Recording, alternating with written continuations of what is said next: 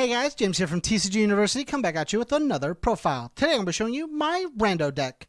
I played it during the Campus Championship. If you want to check those out live, make sure to join Patreon at the $1 level. Get notified whenever those come out. We also do them every single Tuesday at 6 p.m.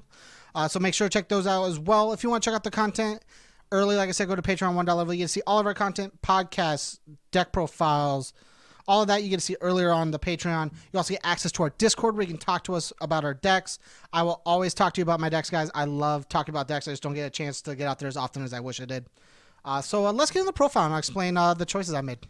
Okay, guys. Rando is a 6 hand size, 30 vitality character with all chaos and evil. I played our deck under evil today. I had a couple really cool choices that I'll get into because I really want to play this card. I don't think this is the deck to play it in, but I tried. His two abilities are form. Once per turn, you get to remove one attack in your opponent's discard pile from the game, and choose one and play one card from your hand face down to your card pool as a copy of that card, and you get to play all of its abilities. It gets one symbol of your choice, basically match one symbol in your card pool that you're trying to chain across, and then you play it following all of the restrictions and costs and whatnot. Basically, one of the things you gotta know is this works a lot like Ash 2 for your older players. If you haven't really looked into it or whatnot, or haven't just learned yet, Ash 2 and this character, anytime the face down attack deals damage, it's able to go to momentum. That's just a note to keep track of. Sometimes a lot of people don't know that, especially newer players, older players. If you knew it worked like Ash 2, if not, now you know all that information. Cool and dandy. The other ability is E, discard momentum. Your attacks get +1 speed and +1 damage for the rest of the turn. If your opponent's at desperation, your checks get +1 for the rest of the turn as well, meaning everything's getting cheaper and cheaper to play as you do it. So we're trying to play a bunch of cards. Nagar checks to be really simple. We don't want to play a bunch of things on high difficulty. So one of the ways we try to do that as well is True Identity. True Identity says, form, commit, your checks to play attack cards get +1 for the rest of the turn.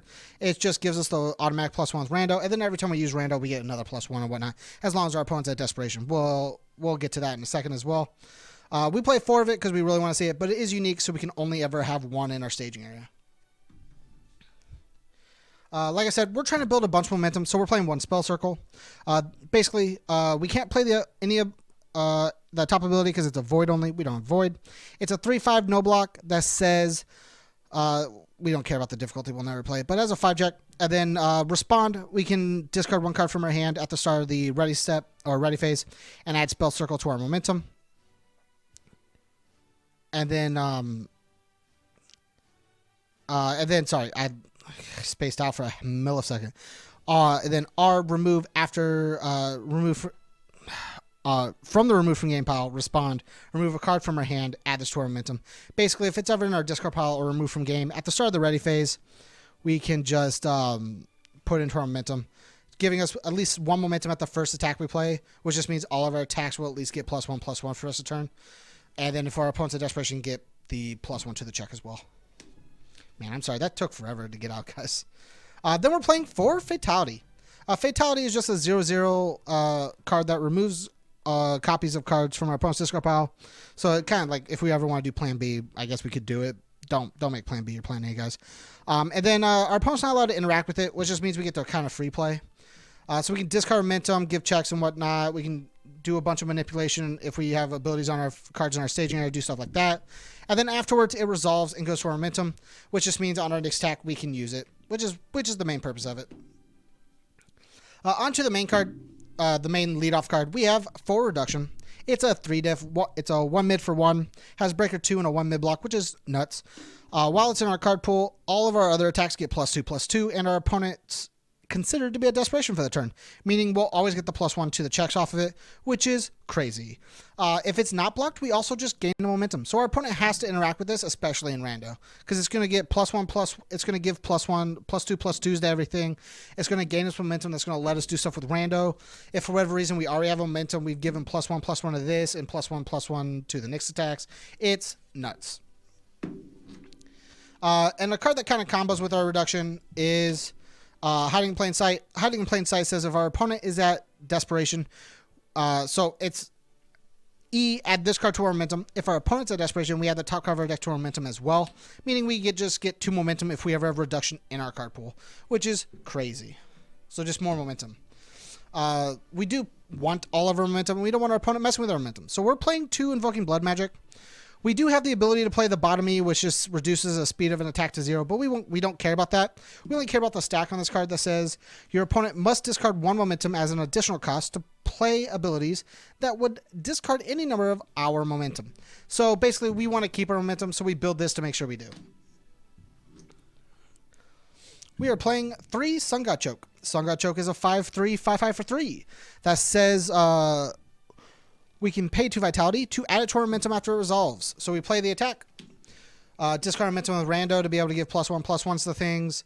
And then it resolves and it goes to our momentum. And we don't have to worry about it. And then our next attack, we discard momentum, do a cool thing, and just keep going. Which is crazy. We are playing 3 Sadistic Ways. It is a 5 mid for 4. 4 diff, 2 check. So we are playing a couple of bad checks in our deck. We're playing a worse check. We'll get to it. Basically, we play this for the E, lose 2 Vitality, reduce the stack's multiple rating to 0, and then add 2 cards from our hand to our momentum. Basically, we play it, lose our 2, put thing in momentum, and then rando it away. It just means we have our momentum whenever we want it, which is pretty good. One of the things when I was playing this deck I realized was very, very good was Fuma Seal and Fatal Violet. Fatal Violet is a 6 diff 3 check, so it's a very high cost, so you never want to check bad, and we play a bunch of bad checks. But one of the things I realized about this card, which is really good, is if for whatever reason we have Sadistic in front of it, Reduction is not going to work the way we wanted to, something happened, they canceled the ability on Sun God Choke, for whatever reason, Fatality, we didn't make Fatality leave, or some stupid thing like that, they sealed Fatality or whatever. This card's extremely good. It's a 3 low for 6.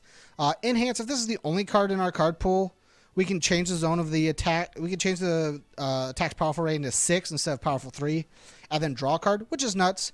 But the main ability of why we play it is to add a card from our card pool to our momentum. So we just play this after the Sadistic Ways.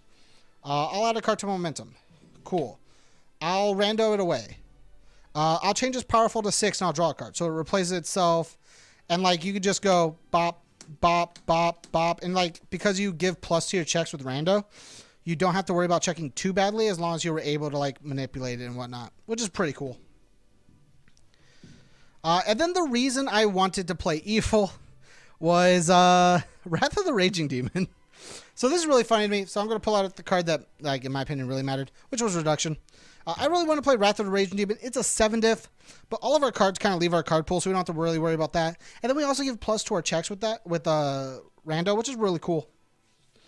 One of the things I realized was 2/2 to everything's really cool, so which makes this an 8 for 14, which is also really nuts. It has the, so it starts out as a 6 for 12. This gives 2/2, which is 8 for 14. It gets +1/+1 for every time we've used Rando, so it increases a bunch depending on like how many cards we discard from our card pool, how many times we use Rando, and then Evil Enhance, Respond card pool, discard 2 momentum. After we play this attack, if your opponent has 0 momentum, this attack is unblockable. So for whatever reason our opponent doesn't build momentum because they just don't use it, we haven't let them get it. If they have 0 momentum and we have at least 2, we can discard 2 momentum and just make it an unblockable attack. And when it gets, say we've used Rando 3 times, it gets 3/3, making it a 9 for 15. This makes it an 11 for 17. It's just a 17 damage attack that you just have to face tank. And it's just like bop, bop, bop, bop, bop, bop.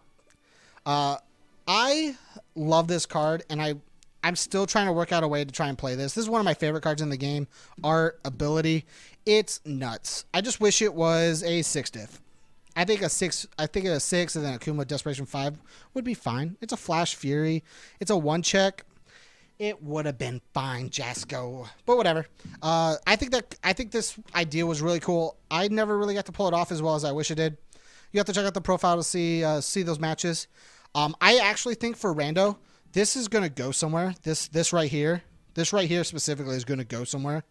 I think it has a lot of ground to go with. And keep this here because I think it's really cool.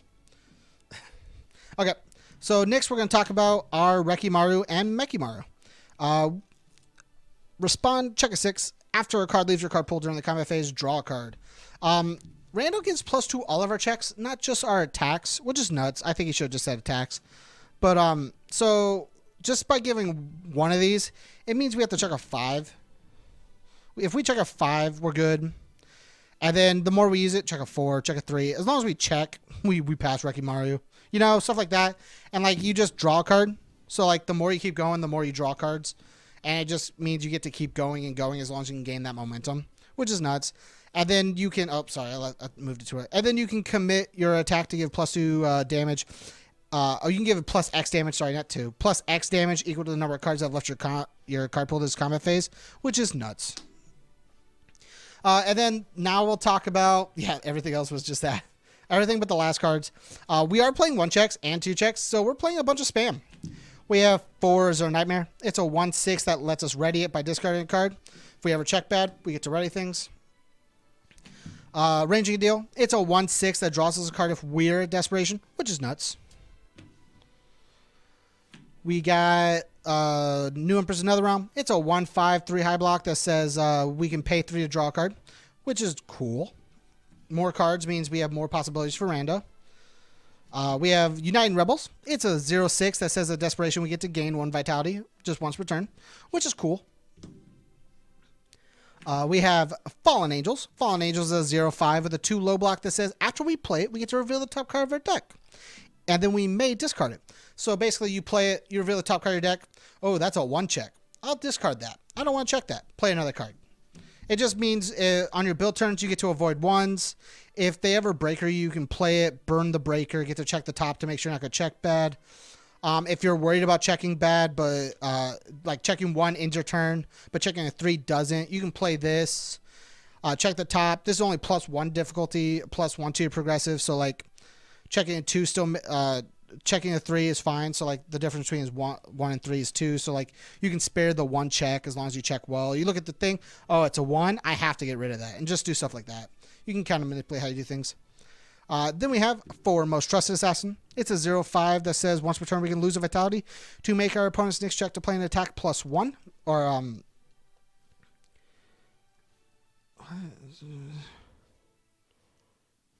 oh, it gets -1. I don't know why I read that as +1. Man, I'm spacing out here, guys. I apologize.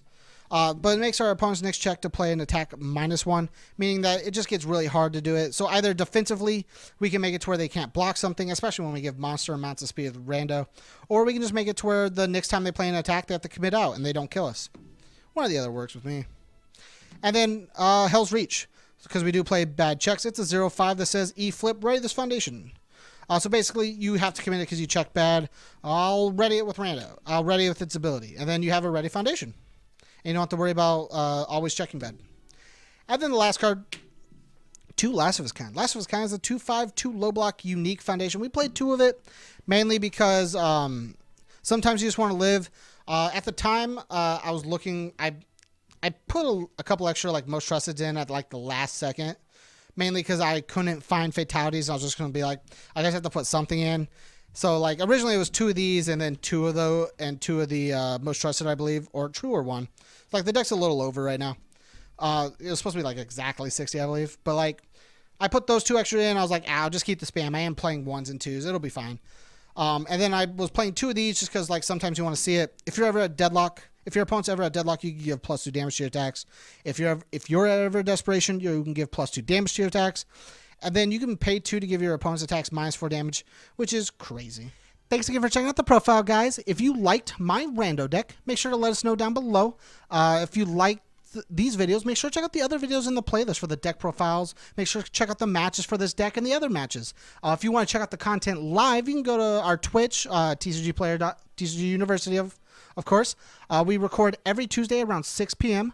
If you want to support us, go to patreon.com/TCG University. If you subscribe at the $1 level, you get to see all of our content live, our podcast, our deck, not our deck profiles. We don't record those live. I'm recording those right now, not live. You get to see all of our you get to see the matches live. You get to interact with us on Discord. We have our own personal private Discord. You can interact with us there. You can talk about my Rando deck. We can talk about any of the decks from the Campus Championship. We can talk about your deck. I'll talk to your deck all day. Talk about your deck all day. I like talking about this card game, and I don't get enough chances to do it. So, like, if you ever post on our Discord and I, like, don't answer you, either, like, at me or just message me personally. I'll definitely answer I answer like most of my personal messages. I really try to.